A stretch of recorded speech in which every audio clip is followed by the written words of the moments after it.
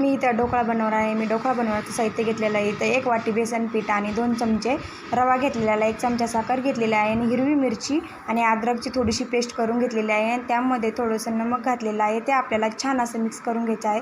मी डब्याला तेल लावून घेतलेलं आहे. मी त्या पिठामध्ये 1 चमचा तेल घातलेलं आहे. ते छान असं आपल्याला मिक्स करून घ्यायचं आहे आणि ते 10 मिनटं आपल्याला हे करून द्यायचं आहे, भिजून द्यायचं आहे. त्यामध्ये मी 1 इनो पुडी घातलेली आहे. इनो पुडी घातल्यावर आपल्याला पटकन ते मिक्स करून घ्यायचं आहे आणि आपल्याला ते पीठ एका दुसऱ्या डब्यामध्ये तेल लावून हे करून घ्यायचं आहे आणि आपल्याला गॅसवर मी कुकर मांडलेला आहे, त्यामध्ये पाणी मांडलेलं, त्यामध्ये आपल्याला हा डबा मांडायचा आहे.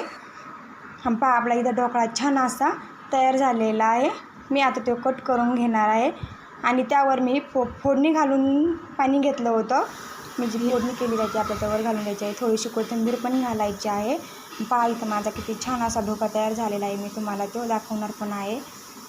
मऊ आणि लुसलुशीत पण